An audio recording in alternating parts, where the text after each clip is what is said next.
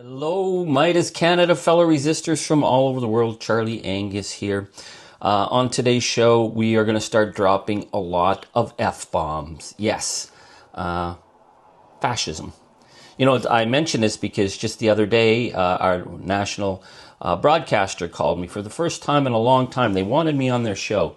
I thought, wow, this is amazing. You know, we're watching the situation in Chicago where, you know, children with, nearly naked children are being dragged out in the middle of the night and zip-tied and thrown on the ground. We saw the horrific attack on the flotilla by Israel and the beating of Greta Thunberg. We see the rule of law disintegrating around the world. There's so much to talk about. But no, what they wanted to talk to me about was, why do American politicians swear a lot more now than Canadian politicians?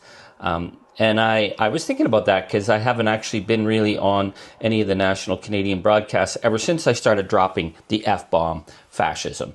So I didn't call the broadcaster back. I thought, well, we'll just take a pass. But I'll think about the meaning of the F-bomb.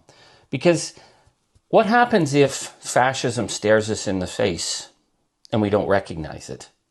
And how do we recognize fascism in this era? So this is what we're going to talk about today. Before we get to that, I want to just say we're getting incredible responses to some of the pieces we've done recently, particularly on how Pierre Poilievre is trying to bring the MAGA hate book to Canada, and the very disturbing piece I did on the traitors, the Quislings, who were meeting down in Washington about trying to force a constitutional crisis and break up our country in Alberta. I'm going to just read you some of the messages I've been getting. Canadian here. I was gobsmacked at Poilievre's claim of Christians being persecuted. Yeah, because Pierre Poilievre says that the most persecuted people in the country right now aren't Muslims or there's not anti-Semitism, it's Christians. And of course he means white Christians. And they write, I live in a suburban area of metropolitan Toronto. We have within walking distance of each other a Jewish synagogue, Islamic mosque, and a Buddhist temple, and not far away a Catholic church, and they all live peacefully side by side for decades. Bruce writes, Charlie, I'm born and raised Torontonian, and ICE would have a very tough time in Toronto. This is an immigrant success story. We continue to get along well and raise our families in peace. Keep doing what you're doing. We're proud of you, and thank you immensely for defending Canada. One just said, proud Albertan says, shame on those Albertans who went to meet Trump in the White House and promote separation of Alberta from Canada. I'm one of the millions of Albertans who will never secede from Canada. I'm a proud Albertan and a proud Canadian. Person just says, American here. First time listening to you, Charlie Angus. Had no idea that the maggots are crawling around in Alberta like cockroaches. Keep up the fight while we continue the resistance too. Another one says, hold the line, Charlie. Canada is an inspiration to this American who despises the Trump administration and everything it stands for. That being said, I want to give the big shout out right now to the people of Alberta who are standing up to Daniel Smith. The teachers' strike in Alberta is such an inspiring moment. We're seeing incredible support. We spoke about Haley Wickenheiser, the hockey great, speaking up for the teachers. Calgary firefighters coming out and supporting the teachers. This is Alberta was the gold standard, in terms of public education. Alberta was the gold standard in terms of, vaccination rates, and it's been just clawed away by the right-wing extremist government of Daniel Smith, to the point now that people are marching in the streets, people are demonstrating, and they are not going to go down her path of trying to break up this country. So big shout out to everybody in Alberta with you. There's an amazing Alberta website or Facebook site if you want to keep track of what's happening. It's called Alberta AF. Great crew, great team. They are the front line of resistance. So big shout out to our friends in Alberta. Okay, so let's get to today's discussion on fascism. Back in the early 1990s, Mike Godwin came up with a thing called Godwin's Law. He was tracking all the debates that were happening in what was called the online message boards, the early internet. And he found that when anyone debate started to get too acrimonious, at one point someone would call the other a fascist, and the person who used the F word immediately lost the argument because they lost credibility, because It just wasn't something you did in polite company. But the issue is what if you're dealing with fascism today, and the fascist isn't a skinhead or isn't wearing some gray military uniform street fighting costume? The people who say, well, I'm not racist, but, or don't call me a fascist, I'm just speaking common sense. One of the things that's really concerning about the modern fascist playbook is they literally laugh in our face because they know the word is so historically explosive that people are wary of even admitting that it could be possible today. I've been doing a lot of work on this. I'm writing a new book called, right now the working title is The Age of Monsters, and I've been trying to map out everything that I've been trying to get my head around. So it's kind of a jumble. So I'm using this opportunity to sort of work through something. So bear with me if I haven't hit all the points, and if I'm missing points, please give your thoughts. One of the things I believe is that there's sort of three schools of fascism we can talk about. There's the traditional fascists, the Pinochets, the Mussolinis, the Hitlers. Then there's this sort of 21st century hybrid that appeared that has been called the spin dictators, and then there's MAGA. I'm going to just talk a bit about the spin dictators and then put them to the side. I got this great quote from the book, Spin Dictators, the Changing Face of Tyranny in the 21st Century. Pretty good book. They write, toward the end of the 20th century, something changed. These new dictators hired pollsters and political consultants, staged call-in shows, and sent their children to study at universities in the West. They did not loosen their grip over the population, far from it. They worked to design more effective instruments of control, but they did so while playing the part of Democrats. In that category, you'd find Singapore's Lee Hsien Loong, Viktor Orban, a number of others. They had put Vladimir Putin as one of the originators of this kind of spin dictator cult, where Putin didn't shut down all the newspapers. He left some opposition newspapers where they were damn afraid to take him on. And he used techniques that are now being used by Trump, the threatening of lawsuits. Other spin dictators have used that as well, threatening lawsuits against journalists who cause them trouble, so that the journalists are technically there, but they're very wary. It's still technically a democracy, but obviously it's not a democracy. But Putin, I don't think, just fits into that category. Putin broke all the categories apart and is now the epitome of the gangster politics that Donald Trump is very much a part of. So I'm going to focus on MAGA, and I'm going to focus on MAGA and what are the similarities and what are the differences between our traditional notions of fascism. So let's just start going through some of the clear differences, because there are many differences, and this is where you may get confused. So number one was the fascist economy. The fascist economy was a command economy. It was a state economy where the unions were broken. The corporations were allowed to make money, but they worked for the state for the creation of a militarized nation. Modern MAGA is about grifters. It's about kickbacks. It's about people making out like bandits. Again, the kleptocracy of Putin's Russia is the model for MAGA. Trump, when he went to Miss Universe 2013, we're going to talk about that in a future episode, was overwhelmed by how easy the money was flowing, because this was the biggest theft of public wealth in the history of the world, the Russian state being basically a gangster regime. So the modern MAGA fascist is not interested in the command economy. It's every guy for himself and who can make the most. It's the oligarch autocracy. Also, here's another thing. In the traditional fascist economy, there was a focus on making sure that the middle class were protected and that the working class had some benefits. I mean, Hitler set up these boat cruises for working class people to go to. He took over a number of estates that had been previously owned by Jewish people and turned them into, summer grounds for working class families to go to. The reason was he needed to have the buy-in of the people when the war came, that they would stay focused. Richard Evans, in his books on the Nazis in power, really fascinating. We tend to overlook how important keeping the middle-class family happy and the middle-class housewife over prices happy was to the Nazi command economy. Now, what do we see in MAGA? Well, it's, again, every man, every woman for themselves. People are living in more and more precarity. The only promise that MAGA makes to its base is that you may be suffering economically, but we'll be meaner to the people further down on the rung than you. That's the extent of the promise economically in terms of the MAGA economy versus the Nazi command economy.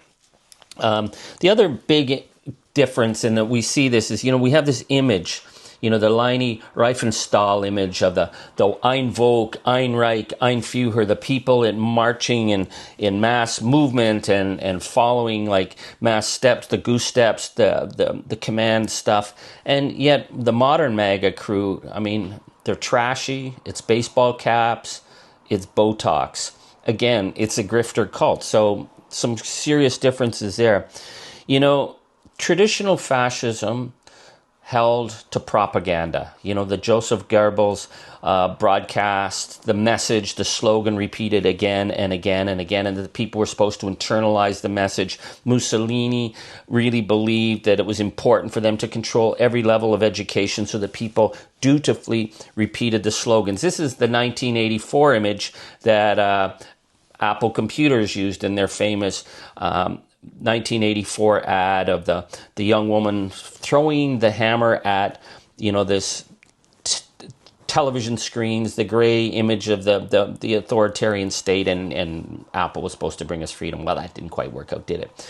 But the real difference between sort of the authoritarian propaganda model of traditional Nazi Germany and MAGA is that it seems that MAGA prefers the chaos model.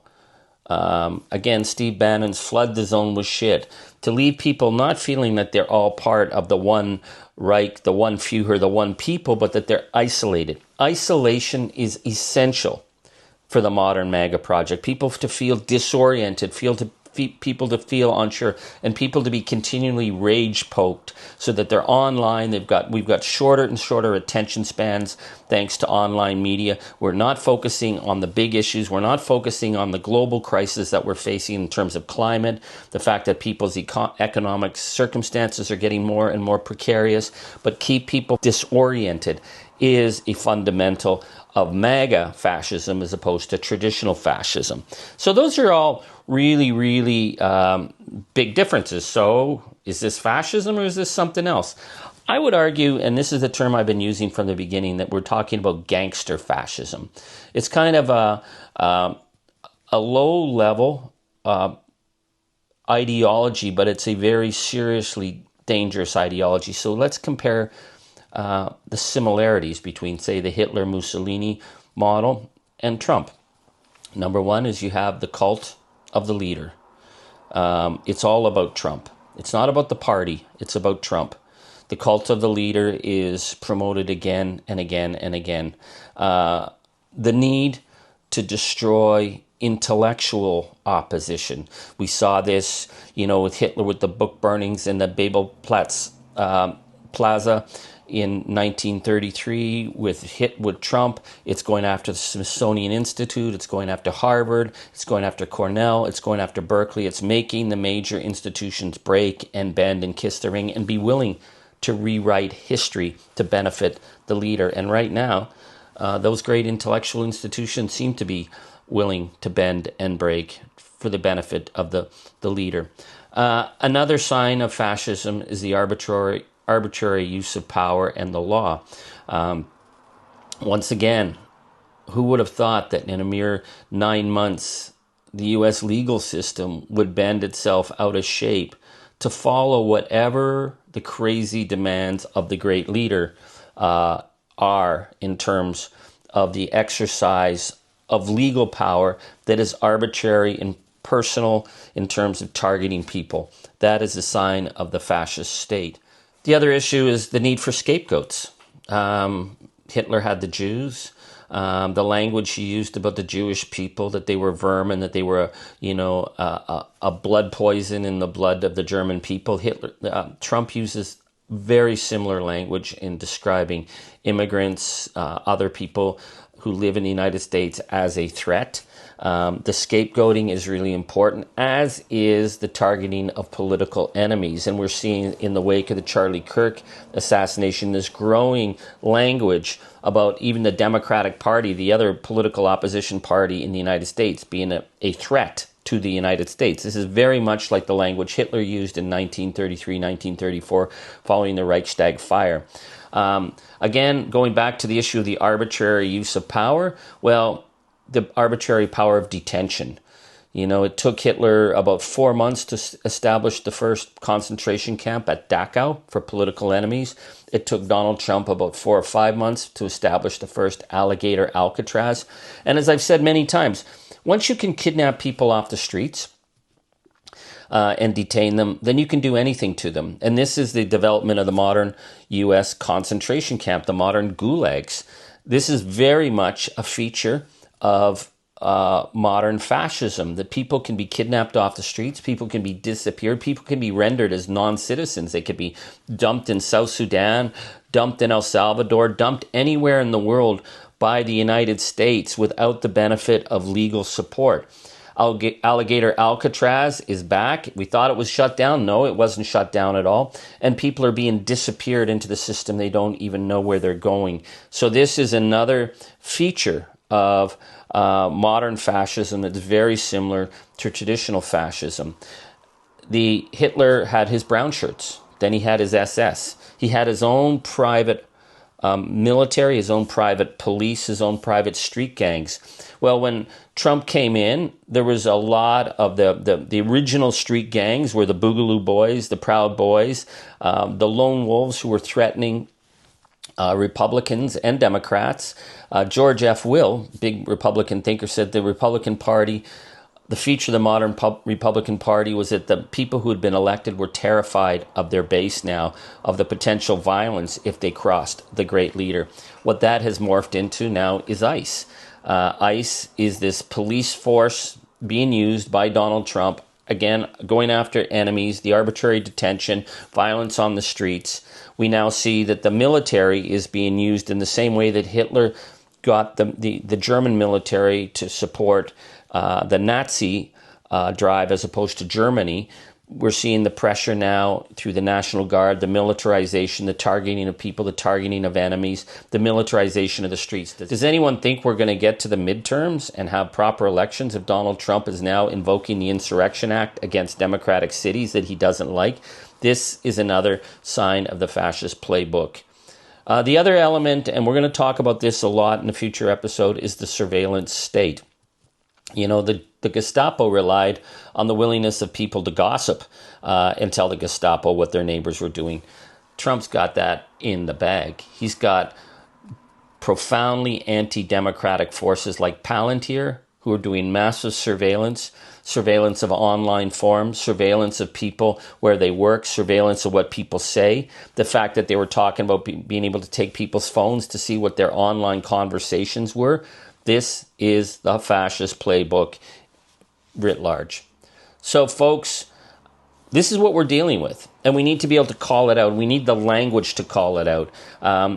This is authoritarian fascism, and it's still in its growing phase. Once it's established, where it goes from here will be a lot darker. If we don't stop it now, what we know from history is that they will go from zip tying people to shooting them.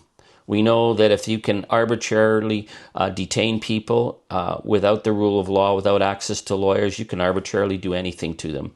That is the threat that we're facing. I hate to be a bummer on this. I can see why TV doesn't want me sometimes on their show with all the F-bombs I'm dropping.